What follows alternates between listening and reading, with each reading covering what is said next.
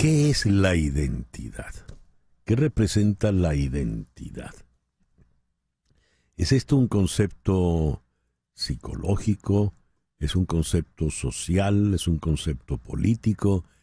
¿Es, como se diría, all of the above? ¿Es todo eso y mucho más? ¿Qué representa una cédula de identidad donde está mi altura, el color de mi piel, el color de mis ojos, el lugar donde nací, no más nada, no dice mi religión ni el sitio donde hablo, o también el pasaporte, ¿verdad? ¿Qué ocurre si a mí me anulan el pasaporte? ¿Me anulan la identidad? ¿Qué ocurre cuando yo me voy a otro sitio? Cuando yo salgo del sitio donde nací y voy a otro país y soy un emigrante, ¿dejo de ser quien era? ¿Mi identidad cambia? ¿Quién soy ahora? La identidad de manera tal es un proceso complejo, es una situación compleja y es una situación que afecta de muchas maneras a ese sufrido venezolano trashumante que venimos siendo hoy por hoy. Ese es nuestro tema de hoy, la identidad. En la ciudad de Barquisimeto está la psicóloga clínica Cintia Maza Reyes. Cintia, muy buenos días. Muchas gracias por acompañarnos en la mañana de hoy.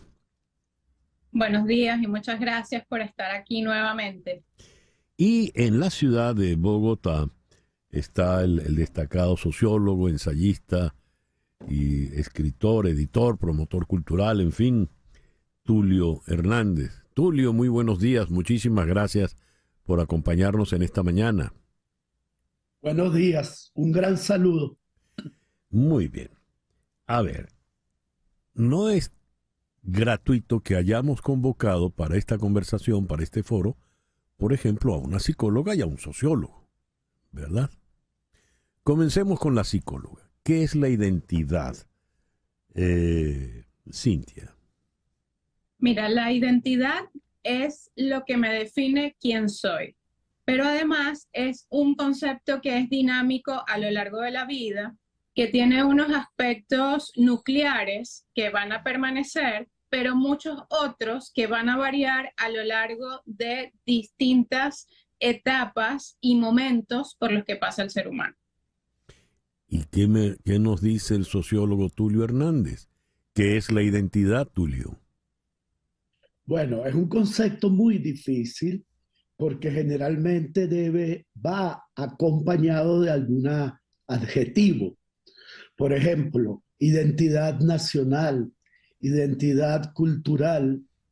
Y hubo una época en que eso fue un gran debate, Ujú. pero hoy en día se acepta la idea de identidades múltiples. Es decir, aquella idea eh, ortodoxa de que había una sola identidad nacional o que las personas tenían una sola identidad social, hoy se asume que la gente puede vivir identidades múltiples, incluso identidades nacionales múltiples, que es lo que yo creo que le está ocurriendo hoy a los venezolanos. ¿Para qué sirve la identidad, Silvia? La identidad sirve, uno, para generar un autoconcepto propio y dos, también para sabernos, hacernos parte de un grupo social, de un grupo nacional, pero también la identidad nos va a permitir diferenciarnos del otro. Entonces, hay un concepto personal de que me dice quién soy yo, pero también quién soy yo en relación al otro de forma igualitaria o distinta. Cuando Tulio dice identidades múltiples con relación a una misma nacionalidad, ¿de qué estás hablando, Tulio? Bueno, como tenemos el tema venezolano hoy, pero como fuimos un país de emigrantes, nosotros podemos, por ejemplo, vivimos juntos con personas que eran venezolanas, pero que no dejaban de ser, por ejemplo, italianas, catalanas, portugueses. Y de hecho, esa cantidad de clubes que había en Venezuela de orígenes, trataban las familias de mantener la cohesión y esa definición de lo que te define frente al otro, pues eras un venezolano, pero mantenías, por ejemplo, era muy normal que dentro del hogar se hablara, por ejemplo, en italiano, que tú formaras parte de un club italiano y que además fueras un elector de la representación italiana. Pero hay otras identidades múltiples. Tú puedes ser, por ejemplo, tener una identidad de género. Eso también es una identidad. Pero hoy en día esas identidades han estallado porque puedes tener varias identidades. Entonces, esto es lo interesante de lo que decías antes, de un concepto muy dinámico. Y una de las cosas que les está pasando a los venezolanos, o que nos está pasando en este momento, es eso. Por ejemplo, vives en Colombia, eres venezolano, pero tus hijos empiezan a hablar con acento y con frases colombianas. Y lo confieso, me he sorprendido alegrándome y casi saltando por un gol de la Selección Nacional de Colombia después de tener... Y hay otro tema que es el surgimiento de una identidad, yo no lo he estudiado seriamente, pero lo intuyo, de una identidad nueva, y es la de una manera de ser venezolano sin territorio. Es decir, de esos 9 millones o casi 9 millones que estamos afuera, entre muchos se está creando, lo he conversado, la sensación de no pertenecer exactamente, no ser igual al venezolano que se quedó, pero seguir manteniendo rasgos básicos de identidad mezclados con los de los países a donde estamos viviendo y con una sensación de comunidad con los que están igual que nosotros. Es decir, una especie de patria sin territorio. Ajá. Cintia, mencionaste la noción de pertenencia. La identidad me da pertenencia, ¿verdad?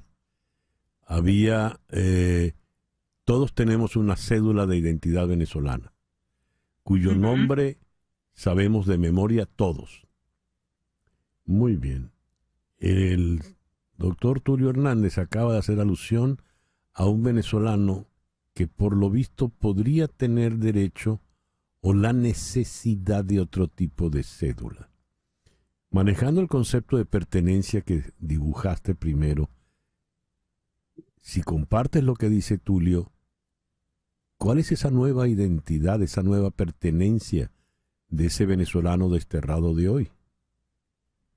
La nueva identidad del venezolano desterrado de hoy día es muy compleja, porque para poder generarla tiene que pasar por el duelo migratorio, que lleva por lo menos 7 duelos implícitos, en los que hay que elaborar de alguna forma la renuncia o la pérdida de la parte de la cultura, del idioma, de nuestros paisajes, de la idiosincrasia como tal, de lo que es vivir dentro del territorio venezolano.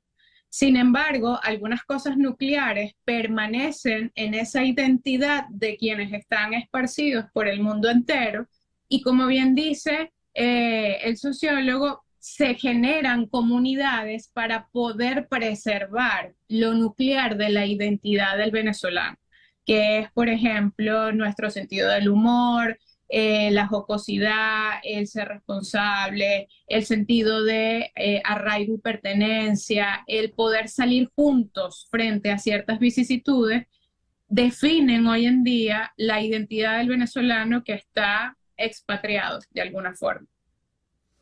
Ha ocurrido algo muy, muy curioso, y es que en la manera de castigar o de vengarse del venezolano que votó en contra, de manera humillante, contra Maduro y su régimen, les ha dado por anular el pasaporte. Es una manera de anular identidad también. ¿Qué identidad están anulando con ese pasaporte, Tulio? A ver, esta es una práctica que la están utilizando varios regímenes autoritarios. Ujú. Una de las experiencias más duras fue la que hizo el gobierno de Nicaragua, la dictadura de Nicaragua de Ortega, que no solamente expulsó del país a casi 300 personas, sino que además de quitarles el pasaporte, les eliminó su nacionalidad, cosa a la que escritores como Sergio Ramírez respondieron, la nacionalidad no me la pueden eliminar porque la nacionalidad la llevo yo adentro. Yo soy mi país. Yo no me entiendo sin mi país. Y en el caso de Venezuela, pues está ocurriendo lo mismo. Son formas de castigo y de sanción, pero que en lo esencial no alteran la pertenencia. De hecho, hay una definición de Benedict Anderson donde él llamaba que las nacionalidades son comunidades imaginadas, porque son comunidades en las que yo no puedo conocer a todo el mundo, pero las imagino a través de algunos sistemas de valores, símbolos, compartidas, pero hay momentos en que esas identidades también entran en crisis. Y la venezolana es una identidad en crisis, donde yo diría que se han perdido factores que nos unían plenamente, como por ejemplo la creencia en la democracia. Una de las cosas que hizo que en Venezuela no ocurrieran las guerrillas ni las guerras civiles, Ujú. ni las dictaduras de los 70 y los 80 en América Latina, es que había un acuerdo pleno, casi pleno, en torno a la democracia como valor absoluto. Ujú. Eso hoy no existe. Incluso hay fracturas tan grandes que yo he escuchado a músicos de, por ejemplo, afines al gobierno, decir, yo no voy a una canción de Simón Díaz porque él es un enemigo de la revolución. Entonces, los procesos políticos también generan pérdidas de identidad, incluso de lo religioso, incluso de lo histórico. Hoy en día, si revisamos, ha habido toda una producción intelectual de cuestionamiento profundo a Simón Bolívar, que tiene que ver, bueno, con una reinterpretación de lo que él ha significado. Ujú. Entonces, este proceso nos obliga a repensarnos como una nación que no solamente está escindida políticamente, sino también en valores nuevos, incluso en religiosidades nuevas. Ya. Voy a hacer un comentario absolutamente incorrecto, políticamente incorrecto. Ese músico que no toca Simón Díaz, menos mal que no lo toca, porque seguro lo desafina. Lamentablemente el tiempo se nos ha ido. La señora Zaida Gómez dice, no todos tienen cédula. Mi hijo se fue de 3 años y hoy con 18 no tiene cédula. Quiero aprovechar el caso del hijo de Zaida Gómez. ¿Qué es el hijo de Zaida Gómez si no tiene cédula venezolana? La pregunta es para ambos. Comienzo contigo, Cintia. Sigue siendo venezolano porque si bien es cierto la cédula es solo un documento legal, lo importante son los valores que la familia de Zaida le transmita a ese niño durante toda su vida. Como bien dijimos, eso es solo un papel. La identidad me pertenece a mí, está dentro de mí. Un último comentario y ya te voy a dejar ya la reflexión final que lamentablemente ha de ser corta, Tulio, porque se nos fue el tiempo. Cuando se expulsa a los judíos de España, el canto sefardí se hace más puro y más auténtico fuera de España porque lo mantienen tal y como lo recordaban. De hecho, eso ha ocurrido culturalmente con muchas expresiones artísticas en varias culturas. El que se fue habla la lengua más pura, más perfecta o el canto más auténtico porque es el que recordó. No está sometido a los cambios de la cotidianidad del sitio del origen.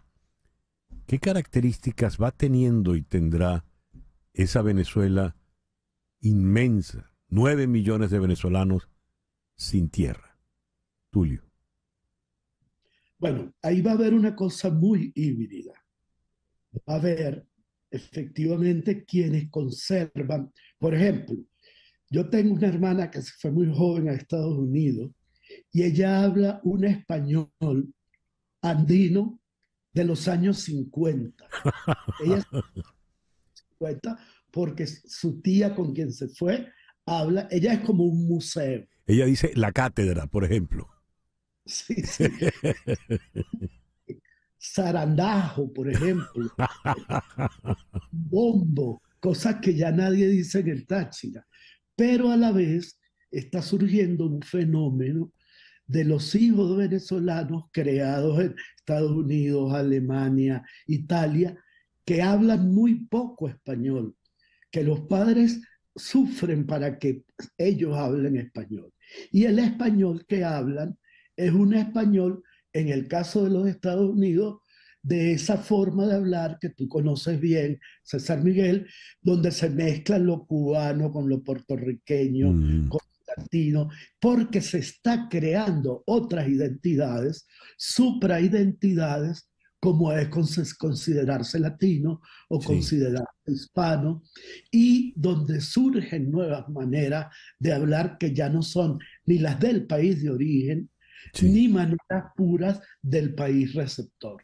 Entonces, hay que prepararse. Aquí hay gente que se molesta con los hijos porque hablan en acento colombiano, pero el niño tiene que adaptarse al colegio y tiene que utilizar las palabras locales, incluso la síntesis y la gramática local. Sí. Entonces, vamos a prepararnos para tener una venezolanidad híbrida, múltiple y de identidades nuevas. Así es. Tengo una gran amiga venezolana de origen vasco, abogada, que cuando iba a pelear con su papá se burlaba del papá y le imitaba hablando encetado español vasco, porque ella no hablaba así. Muchísimas gracias, Cintia Maza Reyes, psicóloga en Barquisimeto. Gracias, Cintia. Muchas gracias a ustedes, fue grato compartir. Y a Tulio Hernández, sociólogo en Bogotá. Gracias, Tulio. Gracias, César Miguel, y gracias a los oyentes. Gracias a ustedes. 10:25, una pequeña pausa y ya regresamos en Conexión.